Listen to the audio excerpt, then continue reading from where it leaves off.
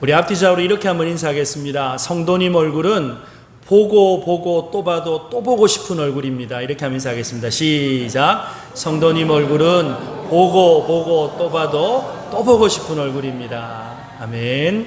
그리스도 예수 안에서 함께 믿음 생활하면서 한 가족 된 저와 여러분, 주님 오시는 그날까지 주의 사랑 가운데 서로 붙들어주고 어떠한 고난이라도 넉넉히 함께 이겨내는 복된 우리 성도들이 되시기를 주님의 이름으로 축복합니다. 우리나라에 복음이 처음 들어왔을 때 우리나라의 현실은 엄연히 천민, 상민, 중인, 양반으로 신분이 구분되어진 신분사회였어요.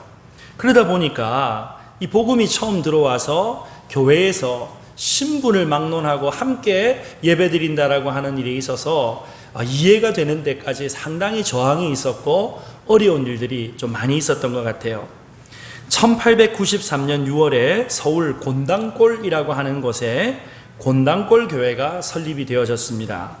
교회가 많이 부흥을 했어요. 그래서 이 교회의 초대 장로로 그 당시 인간 취급받지 못했던 백정 가운데 박성춘이라는 분이 세례를 받습니다. 그런데요, 그 당시에 이 곤당골 교회에 모여있던 양반들이 어떻게 백정이 교회에 입교할 수 있고 세례받을 수 있는가 강하게 반발을 했던 거예요. 그래서 곤당골 교회의 절반 이상 인원이 차지했던 양반들이 우리는 백정하고 같이 신앙생활 못하겠다. 그래가지고 교회에서 나가서 홍문동 교회라고 하는 교회를 세웁니다. 그런데 여러분, 이 곤당골 교회가 지금 서울의 승동교회의 전신이에요. 이 곤당골 교회는 100년 넘는 역사 가운데 한국교회에 선한 영향력을 끼치면서 지금까지 이렇게 부흥 성장하고 있어요. 그런데요, 홍문동 교회는 몇 년 지나지 않아서 교회가 사라지고 말았어요. 뿐만 아닙니다. 연동교회에서 가죽신을 만드는 이 가파치 출신의 고찬익 집사가 공동위회를 했는데 장로로 당선이 된 거예요. 또 양반 신자들이 우리가 아무리 그래도 그렇지 이 가파치 천민 출신이 장로로 세워져서 치리하는 교회에 우리 못 있겠다. 또 이탈해가지고 모동교회라고 하는 교회를 세웠어요. 여러분, 오늘날 우리가 살아가는 이 시대가 소위 말하는 신신분사회다라고 얘기를 합니다. 신신분사회. 여러분, 오늘날 이 신신분사회에서요, 최고 위에 있는 계층은 어떤 사람들인 줄 아세요? 어떤 사람인 줄 아세요? 조물주 위에 건물주래요. 조물주 위에 건물주. 건물 갖고 있는 사람들이 최고 계층이라는 거예요. 여러분, 오늘날 누가 이 신분을 말하겠습니까마는 실제적으로 보면 끼리끼리 결혼하고 직업도 부도 세습되는 것이 오늘날 엄연한 현실인 것입니다. 그렇다면 여러분, 이러한 시대적 현상 가운데 교회는 자유로울까요? 서석재 교수라고 하는 분이 중산층 대형 교회론이라고 하는 논문을 하나 발표를 했어요.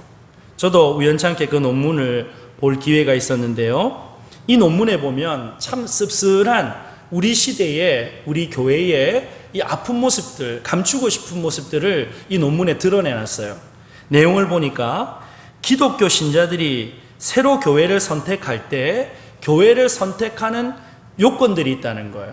그게 뭐냐? 이 교회의 네임밸류, 이름이 얼마나 유명하냐, 그걸 따지고 그 다음에 그 교회에 모여있는 교인들의 사회 경제적인 수준, 이런 것을 보면서 교회를 선택하는 경향이 점점 짙어지고 있다라고 얘기를 해요.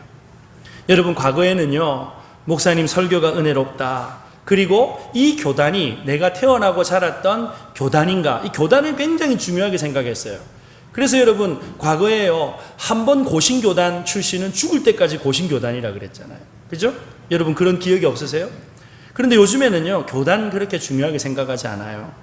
또 옛날에는 어쨌든 교회는 여러분 집하고 가까워야 된다. 그래서 여러분, 집과 거리를 아주 중요하게 생각해서 교회를 선택했는데, 현대에는 어떤 것이 교회를 선택하는 기준이 되는가? 그 교회의 이름이 얼마나 높으냐? 그 교회에 어떤 수준의 사람들이 모여 있는가? 이것을 보고는 그 교회로 나간다는 거예요. 그러면서 내가 이 교회의 신자가 되면 나도 이 정도의 이름이 있는 브랜드 가치를 가지게 될 것이다 라고 하는 기대감들을 가지고 사람들이 그 교회에 출석을 하더라는 것입니다. 그래서 이 논문에 보면 한국 교회의 부작용 중에 하나를 교회가 점점 브랜드화 되어지고 있다, 시장화되어지고 있다, 예배가 공연화되어져서 사람들의 흥미를 유도하는 재미산업에 편승하게 되어졌다. 교인은 예배자가 아니라 관람자가 되어져 버렸고 성도가 아니라 종교 소비자로 전락했다라고 하는 이런 이야기들을 기록하고 있어요. 여러분, 이 논문의 내용을 다 맞다라고 말할 수는 없겠지만 한국 교회가 처해 있는 현실을 어느 정도 보여주는 것 같아서 굉장히 가슴이 아픈 것입니다. 여러분, 하나님께서 주 예수 그리스도의 피값 주고 교회를 세워주실 때 이와 같이 여러분 새로운 계층 나누라고 교회를 세워주신 것은 결코 아닐 것입니다. 여러분, 예수님은요 사람을 차별하지 않으셨잖아요. 가난한 자나 부자나 병자나 건강한 자나 심지어 창녀나 세리까지도 차별하지 않으셨습니다. 갈라디아서 3장 28절 말씀에 보면 유대인이나 헬라인이나 종이나 자유인이나 남자나 여자나 다 그리스도 예수 안에서 하나다라고 분명하게 말씀하고 있는 것입니다. 여러분, 주님께서 기뻐하시는 교회는요 계층화되는 교회 주님 기뻐하지 않으십니다. 쪼개지고 나누어지는 교회 주님 기뻐하지 않으십니다. 우리가 섬기는 인의 교회는 그리스도 예수를 머리로 하여서 머리 대신 그리스도의 명령에 순종하는 주님께서 기뻐하시는 교회로 세워져야 할 줄로 믿으시기를 바랍니다. 이 7월에 교회 설립 기념일을 전후하면서 몇 주 동안 이 교회의 주인 되시는 주 예수 그리스도께서 기뻐하시는 교회는 어떤 교회인가, 건강한 교회는 어떤 모습인가 함께 살피면서 은혜를 나누고자 합니다. 세상에 희망을 주는 주님께서 기뻐하신 교회는 어떤 교회일까요? 오늘 3절 말씀을 우리 한 목소리로 함께 읽어보겠습니다. 3절을 함께 읽습니다. 시작. 행안에 매는 줄로. 자, 여러분, 이 3절 말씀에 보면요 너희들이 하나를 만들어라 라고 말씀을 하고 있어요. 잘 보세요. 너희들이 힘을 합쳐서 하나를 만들어라 라고 되어져 있나요? 아니요. 하나 되게 이미 하신 것을 어떻게 하라고요? 지키라 라고 말씀을 해요. 지키라. 여러분, 하나 되게 하시는 분은 교회를 세우신 삼위일체 하나님께서 교회를 하나 되게 이미 만들어 주신 줄로 믿으시기를 바랍니다. 그래서 주 예수 그리스도의 복음 가운데 유대인 헬라인의 구분이 없는 거예요. 남녀의 차별이 없는 거예요. 여러분, 가난한 사람이나 부자나 여자나 남자나 이방인이나 누구라도 피부 색깔에 차별받지 않고 고향이나 학벌, 소득과 관계없이 하나되게 이루신 분이 하나님이신 줄로 믿으시기를 바랍니다. 4절에서 6절 말씀을 보니까요 몸이 하나요 성령도 한 분이시니 이같이 너희가 부르심의 한 소망 안에서 부르심을 받았느니라. 주도 한 분이시요 믿음도 하나요 세례도 하나요 하나님도 한 분이시니 곧 만유의 아버지시라. 만유 위에 계시고 만유를 통일하시고 만유 가운데 계시도다. 이렇게 말씀을 합니다. 여기 4절에서 6절까지 하나라고 하는 단어가 7번 강조가 되어져 있어요. 여러분, 왜 이처럼 하나됨을 힘써 지켜야 하는 것일까요? 여러분, 무엇보다도 4절 상반절에 보니까 몸이 하나이기 때문이다 라고 말씀을 합니다. 여러분, 머리는 예수 그리스도, 몸은 교회고 지체는 각 성도들이잖아요. 여러분, 몸에 지체들이 많이 있지만 몸은 하나인 거예요. 몸이 머리에 복종하는 것처럼 교회는 머리 대신 그리스도의 복종함으로 한 몸을 이루는 거죠. 한 몸을. 그런가 하면 또한 이 4절 중반절에 보니까 성령이 하나이시다라고 말씀을 합니다. 여러분, 기독교 신앙과 교회가 출발하는 근본이 한 분 성령을 통해서 이루어집니다. 성령 하나님께서 성도를 거듭나게 하시고 예수 그리스도가 믿어지도록 하나님을 아버지라고 부르도록 역사해 주신 거예요. 그토록 이 성도의 구원을 이끌어 가시는 그 성령께서 한 분이시다라고 말씀을 합니다. 4절 하반절에 보니까 소망이 하나이다. 이 몸된 교회의 성도들의 소망이 하나라는 거예요. 모든 성도들은 천국을 소망하는 이 소망, 함께 기업을 누릴 소망을 가지고 있다라고 하는 것이죠. 또 5절 상반절에 주가 하나이다 라고 말씀을 해요. 모든 성도가 섬기는 주인 되신 분이 예수 그리스도 한 분이시다는 거예요. 그리고 믿음도 하나이다 라고 얘기를 합니다. 참 믿음의 대상은 삼위일체 하나님 한 분밖에 없는 것이지요. 모든 성도는 예수 그리스도는 나의 주시요 살아계신 하나님의 아들이십니다라고 하는 이 고백 위에 하나님께서 믿음의 교회를 세워주신다라고 하는 것입니다. 5절 하반절에 세례도 하나다라고 말씀을 합니다. 중생한 성도에게 삼위 하나님의 이름으로 세례를 주는데 이 세례가 나뉠 수 없다는 거예요. 6절에 하나님 아버지도 한 분이시다라고 말씀을 해요. 여러분, 우리가 이 세상을 떠나면 하늘 아버지가 계신 천국으로 가게 되는 줄로 믿으시기를 바랍니다. 여러분, 교회의 질서를 따라서, 직분에 따라서, 은사에 따라서 목사, 장로, 집사, 평신도가 있지만 모두 하나라는 거예요. 모두 하나라는 거예요.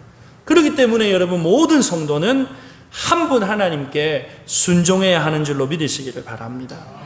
여러분, 하나님은 한 분이십니다.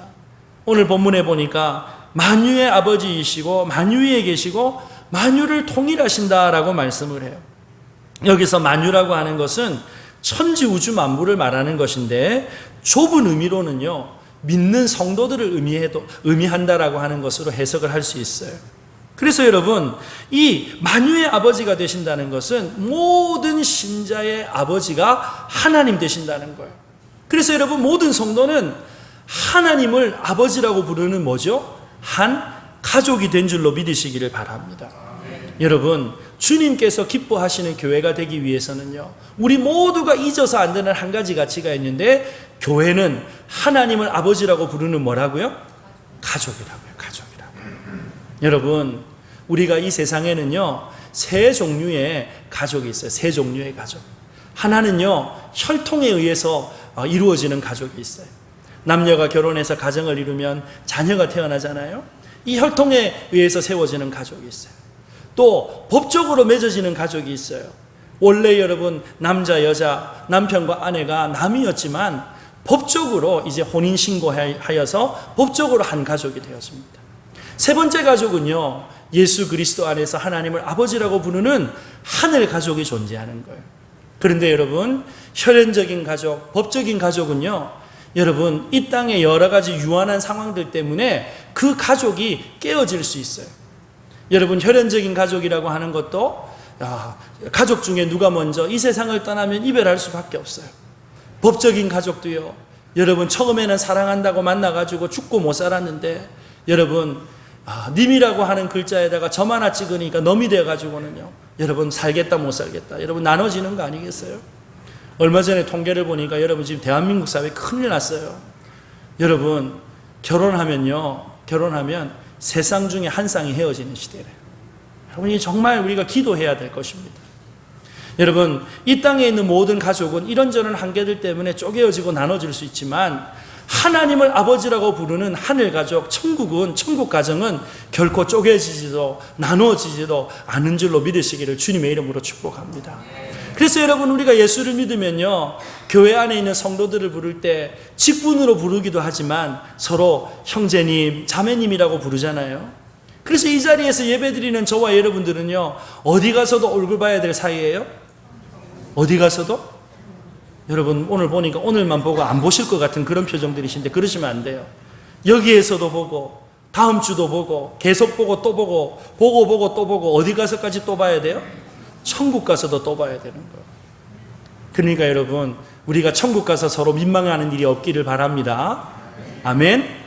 우리 옆에 계신 분들에게 이렇게 한 번 더 인사하겠습니다. 여기서부터 잘합시다. 이렇게 인사합시다. 시작. 여기서부터 잘합시다. 여기서부터 잘합시다.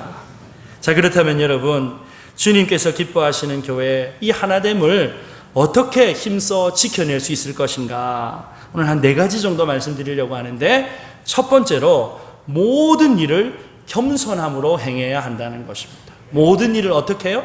겸손함으로 행해야 된다는 거예요. 여러분, 자기 혼자 잘났다고 교만하면 교회는 결코 하나 될 수가 없어요. 여러분, 자만과 교만, 오만, 자기 주장이 판을 치는 교회, 결코 하나를 지킬 수가 없는 것입니다. 여러분, 이 교만한 사람의 특징이 뭐냐면요, 99개를 잘해도요, 한 가지 허물을 보면서 끝까지 그거를 물고 늘어져요. 99개를 잘해도 한 가지 마음에 안 드는 거, 그거 가지고 끝까지 물고 늘어지는 거예요. 여러분, 왜 그렇게 끝까지 물고 늘어지는 줄 아세요? 그 한 가지를 물고 늘어져서 나보다 못하다라고 하는 것을 밝혀내야 내가 그 사람보다 나은 사람이 되기 때문이죠. 여러분, 잠언 16장 18절에 교만은 패망의 선봉이요 거만한 마음은 넘어짐의 앞잡이다라고 말씀을 합니다. 여러분, 이 교만이라고 하는 것은요, 주님께서 기뻐하시는 교회 하나됨을 힘써 지키는 이 건강한 신앙생활을 방해하는 암세포와 같아요. 여러분, 암세포가 있으면 몸의 건강을 유지할 수가 없잖아요. 여러분, 이 암세포는요, 4가지 특징이 있답니다. 4가지 특징. 사람 몸속에 정상적으로 기능을 수행하고 있던 세포가 암세포로 변하게 되면 4가지 특징을 가지게 되는데, 이 암세포의 첫 번째 특징이요, 세포의 무제한 증식이에요. 여러분, 피부에 상처가 생겨서 일부 세포가 소실되면 상처 주변의 세포들이 분열해가지고 상처를 메워요. 그리고 나서 여러분, 상처가 딱 메워지게 되면 세포가 더 이상 분열을 할까요? 안 할까요? 더 이상 분열을 안 해야 돼요. 분열을 더 해버리면요, 이 피부가 아물고 나서도 더 커져 버리는 거예요.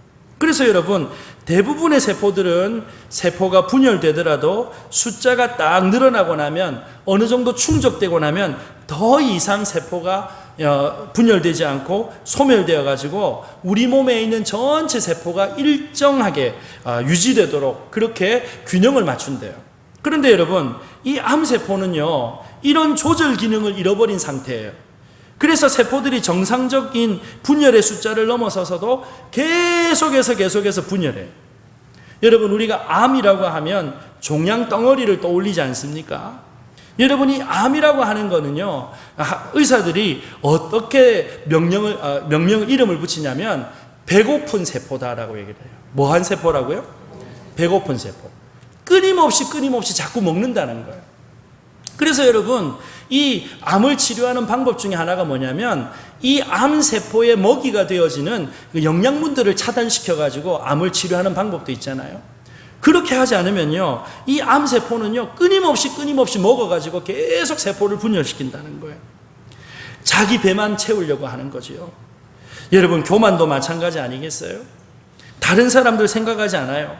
나만 높고 나만 커지고 나만 대단한 존재가 되면 된다는 거예요. 그래서 여러분, 교만한 사람의 특징 가운데 하나가 뭐냐면요, 만족이 없어요. 두 번째 암세포의 특징이 뭐냐면 원래의 성질을 잃어버린다라고 하는 것입니다. 여러분, 근육세포는요, 근육세포로서의 기능이 있어요. 소화세포는요, 소화세포로서의 기능이 있어요. 우리 몸을 구성하는 세포가 약 60조 개 정도 되는데 각각 자기 자신만의 고유한 기능을 가지고 있어요. 그런데 대부분의 암세포는요, 자신의 고유한 역할을 잃어버렸어요. 그래서 무제한 분열하는 특징과 함께 결과적으로 아무 쓸모없는 세포 덩어리가 만들어지는 거예요. 여러분, 하나님께서 교회를 세우고 교회를 섬길 수 있도록 모든 성도들에게 다양한 은사를 주신 줄로 믿으시기를 바랍니다. 여러분, 은사별로 고유한 기능이 있는 거예요. 그래서 여러분, 신앙생활 할 때 보면요, 모습이 다 다른 거예요. 여러분, 어떤 교회가 주님께서 기뻐하시는 교회인가? 다양성을 인정하는 교회. 여러분, 다름을 인정하지 못하고 내 방법, 내 스타일만 고집하면요, 그것은 경직되어지고 굳어지고 생명력을 잃어버리는 교회가 될 수밖에 없는 것입니다. 암세포의 세 번째 특징은요, 자기 자리를 지키지를 않아요. 여러분, 이 암세포는요, 혈관을 타고 다니면서 온몸을 돌아다닙니다. 그래서 여러분, 이 암세포는요, 자기의 위치를 벗어나서 자기 자리 아닌 데 가가지고도 범위를 침범해버려요. 여러분, 한마디로 말하면 이 암세포는요, 머리의 지시를 받으려고 하지 않아요. 자기 마음대로. 여러분, 교만도 마찬가지입니다. 하나님의 말씀도 무시합니다. 교회에 하나님께서 질서를 위해서 세우신 직분들이 있어요. 특별히 여러분, 목회자에게 하나님께서 교회의 질서를 위해서 말씀으로 권면하고 말씀으로 가르치고 말씀으로 지도할 수 있는 그러한 권한을 하나님께서 주셨잖아요. 그런데 교만해지니까 목회자의 말을 들으려고 하지를 않아요. 자기 멋대로 신앙생활 하는 거예요. 왜? 자기가 대장해야 되기 때문에. 암세포의 네 번째 특징이 있어요. 전이를 한다는 거예요. 전이를 한다. 여러분, 암세포가 주변 조직까지 침범해서 자라다 보면 혈관이나 림프관을 만나게 되는데, 이 혈관이나 림프관은 혈액이나 림프액이 이동하는 파이프잖아요. 그런데 이 암세포가 혈관이나 림프관을 통해서 몸의 다른 장소로 이동을 해버립니다. 그리고 나서 여러분, 적당한 장기나 조직에 정착한 후 증식을 하면서 다른 암세포 덩어리들을 형성하는데, 이것을 전이라고 얘기를 해요. 전이. 이렇게 전이가 된 암세포는요, 다시 혈관이나 림프관을 타고 다른 장소로 계속 옮겨 다닙니다. 그래서 결국 암이 온몸에 퍼지게 만드는 거예요. 여러분, 세포는 증식하고 나서는 죽어야 되는데, 이 암세포는요 죽지를 않아요. 옆에 조직으로 계속 옮겨 다니면서 살겠다고 발버둥을 치고 발버둥을 치고 발버둥을 쳐요. 마땅히 죽어야 할 때 죽지 않는 것이 암세포라는 거예요. 여러분, 그리스도 예수 안에서 저와 여러분은 십자가에 못 박혀 주와 함께 이미 죽은 존재인 줄로 믿으시기를 바랍니다. 그런데 여러분, 교만하면 어떻게 됩니까? 죽어야 할 때 죽지 못하는 거예요. 내려놓아야 할 때 내려놓지 못하는 거예요. 내 자아가 살아있고 자존심이 살아있는 거예요. 그래서 결국 내가 속해 있는 내 몸을 죽여버리는 것이 암세포이고, 교만도 똑같다라고 하는 것입니다. 여러분, 우리가 신앙생활 하다 보면 교회 안에 여러 가지 부족한 모습들이 있을 수 있을 것입니다. 목회자도 여러 가지 면에서 부족할 수 있고, 교회의 직분자들도 부족할 수 있어요. 그런데 여러분, 교만하면요 다 잘났다는 거예요. 다 잘났다. 여러분, 다 잘났는데 누가 누구 말을 듣겠어요? 하나가 될 수가 없는 거예요. 여러분, 요즘에 트로트가 대세잖아요. 트로트. 여러분, 트로트 가수 중에 누구 좋아하세요? 혹시 집에 찬송 안 틀어놓고 하루 종일 트로트 틀어놓고 계신 분은 안 계시겠죠? 예. 여러분, 요즘에 이 트로트 이렇게 잘하는 사람들 뽑는 경연대회 보니까 심사위원들이 많이 나와요. 여러분, 심사위원들이 딱 노래 듣고 나서는요 이런저런 평가하고 나서 마지막에 꼭 하는 말이 있어요. 제 점수는요 하면서 이제 점수를 매기잖아요. 그런데 여러분, 교인이 그저 하나님 앞에서 날마다 겸손하지 못하고 그냥 교회에만 다니면서 교만하면요 여기저기 점수를 매기는 거예요. 여기저기. 목사는 몇 점, 장로는 몇 점, 권사는 몇 점, 교회 시설은 몇 점, 뭐는 몇 점, 뭐는 몇 점. 여러분, 이렇게 계속 점수만 매기고 있다는 것은요 내가 하나님 위에 올라서려고 하는 교만한 자리에 들어가는 것입니다. 여러분, 성도는 점수 매기는 사람이 아니라 그리스도 예수 안에서 한 몸 되어져서 함께 섬기고 함께 고난을 감당하는 믿음의 한 가족이 되어야 하는 줄로 믿으시기를 바랍니다. 어거스틴이 말하기를 겸손은 모든 미덕의 바구니다라고 표현을 합니다. 그리스도를 믿는 제1 조건은 겸손이고 제2 조건도 겸손이다. 그리고 제3의 조건도 겸손이다 라고 얘기를 했어요. 지식도 권력도 명예도 헌신도 헌금도 봉사도 겸손의 바구니에 담길 때 빛이 난다 라고 얘기를 했습니다. 이 겸손의 바구니에 담기지 못하면요 권력화가 이루어진다는 거예요. 권력화. 그래서 교회를 분열시키고 건강한 교회로 만들지 못하는 거예요. 교회가 깨지는 거예요.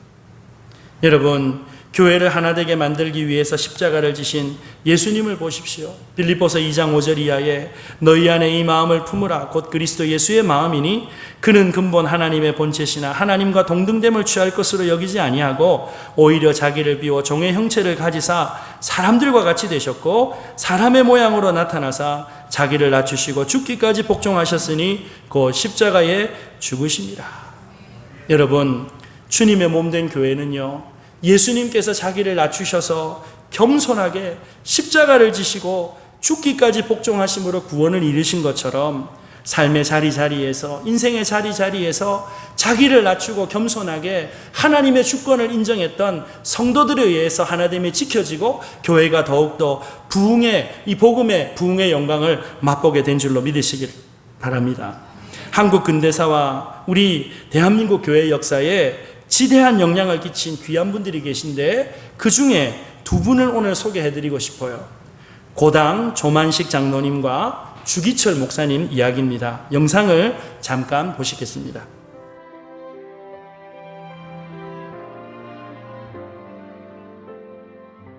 고당 조만식 장로가 있었다. 그는 담임을 초빙하기 위하여 마산에 있는 주기철 목사를 찾아가 무릎을 꿇고 앉았다. 장로님 편히 앉으십시오. 스승에 대한 주기철 목사의 예의였다. 당치 않습니다. 전에는 제가 교장이었고 목사님은 학생이었지만 지금 저는 하나님의 종을 받드는 장로이옵니다. 어느 주일 조만식 장로는 손님과 이야기하다 예배 시간에 늦고 말았다. 주기철 목사는 늦게 들어온 조만식 장로에게 조 장로님, 오늘은 의자에 앉지 말고 서서 계십시오. 옛 스승인 장로에게 너무나 가혹한 처사였다. 그러나 조만식 장로는 그대로 순종했다. 설교를 마친 주기철 목사는 조만식 장로에게 기도하라고 하자 조만식 장로가 하나님 아버지, 이 죄인을 용서하여 주옵소서. 애국운동한다고 사람을 만나다 하나님을 만나는 예배 시간에 늦었습니다. 목사님의 마음이 얼마나 아프시면 설교하다 말고 이토록 책망하였겠습니까? 하나님의 종의 마음을 아프게 한 죄를 사하여 주옵소서. 은혜로운 설교를 듣던 성도들의 은혜 받는 것을 방해한 죄를 용서해 주옵소서 하며 눈물로 기도하여 주기철 목사와 온 교우들도 함께 울면서 과연 그 스승의 그 제자요 그 목사의 그 장로라며 칭송하였다.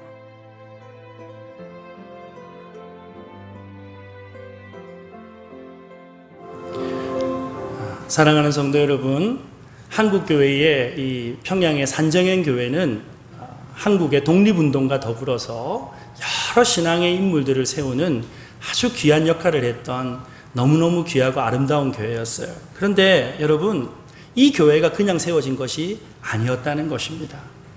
조만식 장로님과 같이 겸손한 믿음의 사람이 있었고 또 일사각오의 정신으로 주님의 말씀을 전하고 순교의 제물이 되어졌던 주기철 목사님과 같은 목회자가 있었기에 하나님이 지켜졌고 주님께서 기뻐하시는 복된 교회가 된 줄로 믿으시기를 주님의 이름으로 축복합니다.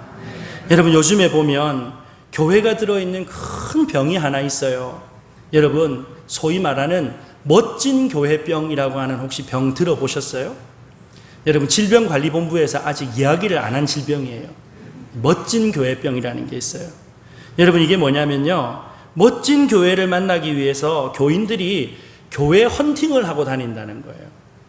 요즘에 코로나19 때문에 교회가 인터넷으로 예배를 실시간 중계하잖아요.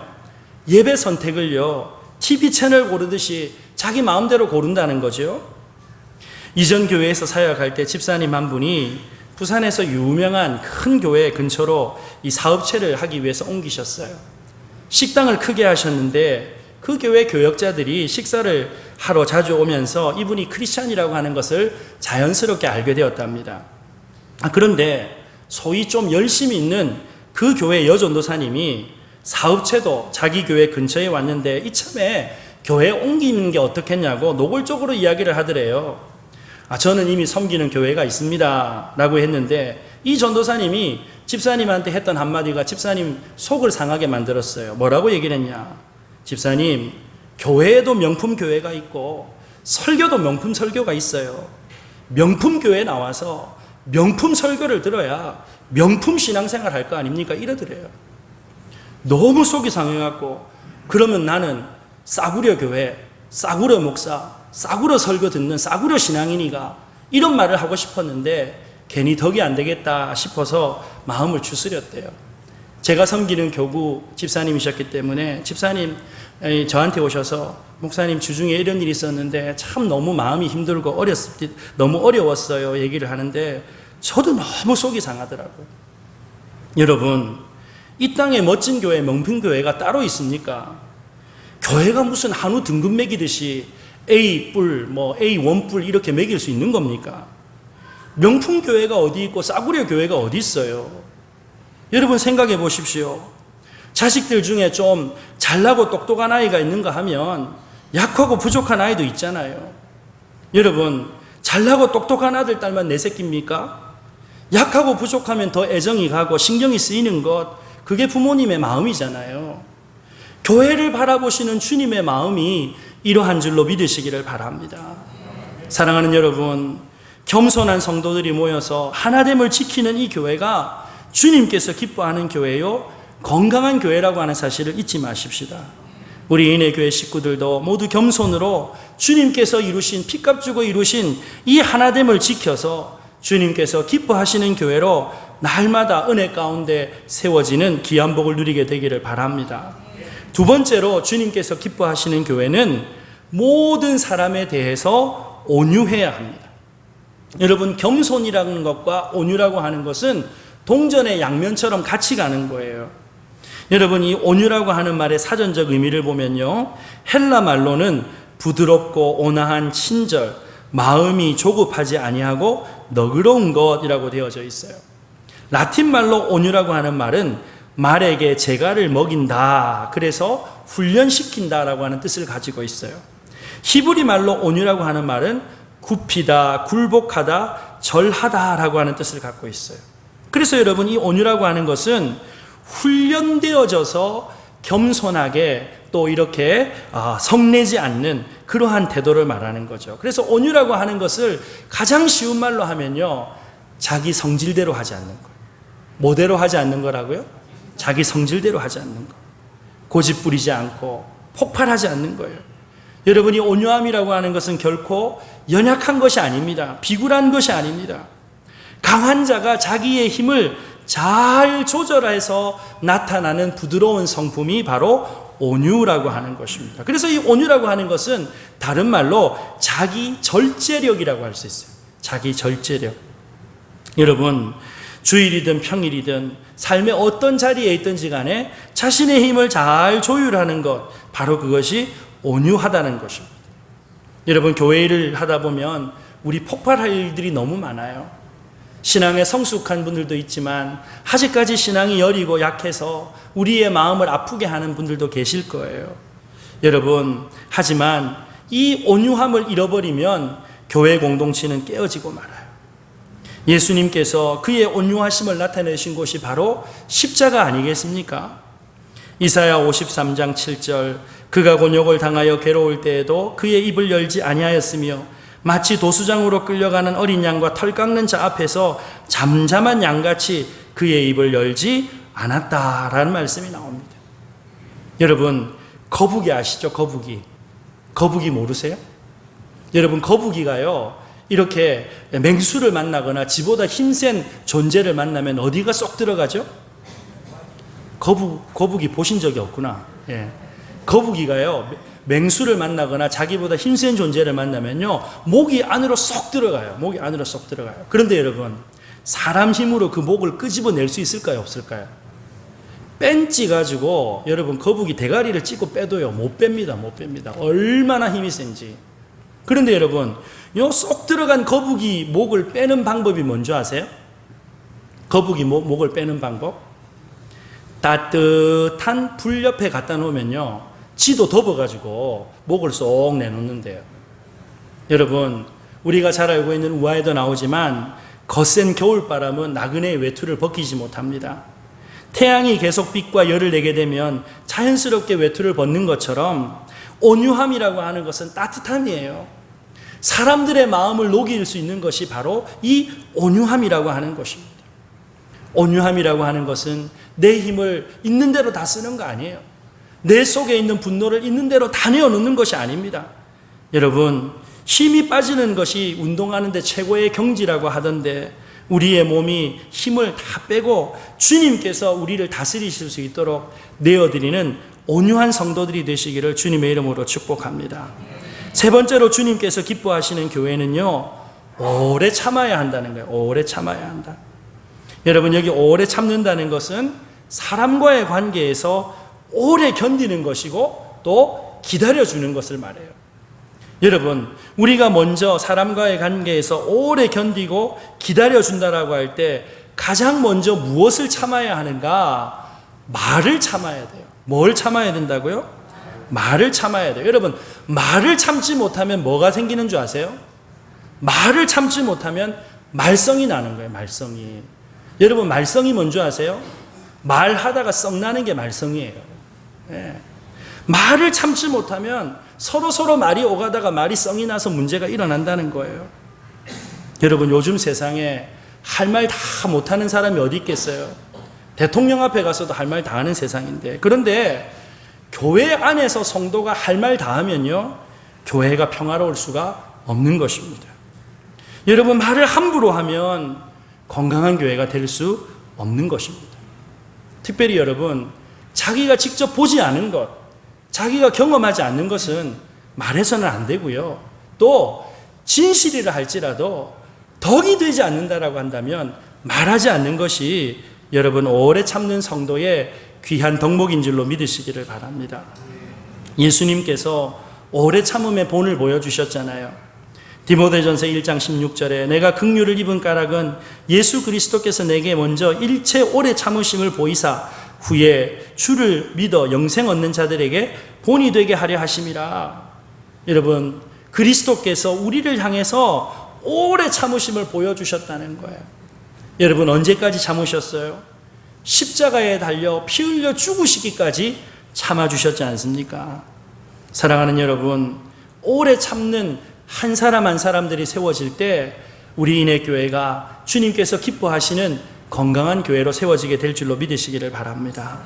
여러분, 우리 가정도요, 누군가 한 사람이 오래 참으면 가정이 세워지게 되는 거예요. 우리나라를 대표하는 시인 가운데 박목월 시인이라고 혹시 이름 들어보셨어요? 사진 한번 보여주시겠습니까? 이 박목월 시인 이야기 좀 들려드리겠습니다. 이 박목월 시인 결혼해서 이제 아들을 놓고 잘 살았는데, 이 박목월 시인보다 박목월 시인의 아내 되시는 분이요, 아주 믿음이 좋으신 분이셨대요. 아주 믿음이. 여러분, 이 경주에 가면 박목월 시인의 생가가 있고, 또 거기에 가면 이 부인이 늘 기도했다는 동산도 있어요.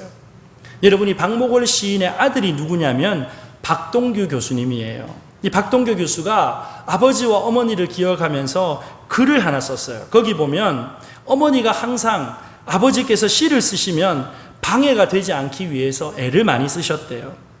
이 박동규 교수가 6살 될 때 일이라고 합니다.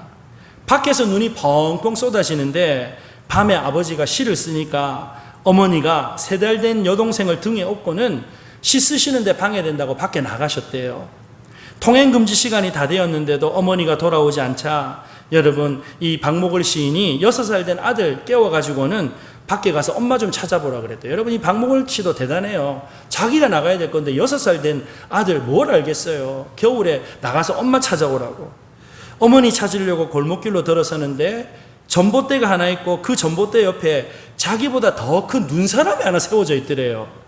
아무 생각 없이 눈사람 곁을 지나가는데 뒤에서 누가 동규야 하고 부르는 거예요. 들어보니까 어머니가 큰 눈이 많이 오는데 보자기를 머리에 쓰고 가만히 있어가지고는요, 자연 눈사람이 됐대요. 그리고는 아버지 글 다 쓰셨나 물어보더래요. 그런데 여러분, 이런 아내를 두고요, 박목월 시인이 바람이 나버렸어요. 40을 바라보는 나이에 바람이 나가지고 아가씨 하나하고 동거하겠다고 제주도로 도망을 갔어요. 제주도 생활이 넉 달째 접어들면서 이제 겨울 날씨가 되어지는데 어느 날 이 부인이 제주도로 갔대요. 왜 제주도로 갔을까요? 머리끄댕이 붙잡고 싸우려고 갔을까요? 아니요. 남편과 동거녀가 살고 있는 집을 찾아가는데 보따리 하나, 봉투 하나 놓고 돌아왔답니다. 그 보따리 안에 보니까요, 박목월 선생과 동거녀가 함께 겨울 지날 수 있도록 한복, 겨울 한복 한 벌씩 들어있고 생활비 보태 쓰라고 돈이 들어있더랍니다. 여러분, 그리고는요, 남편을 향해서도 동거녀를 향해서도 전혀 싫은 소리 하지 않았대요. 그때 이 동거녀가 사모님 하면서 그 앞에 무릎 꿇고 울었대요. 박목월 시인도 그때 정신이 번쩍 든 거예요. 그리고 고향으로 돌아왔어요. 여러분, 남편 돌아왔는데 남편을 소박 놓지 않았어요.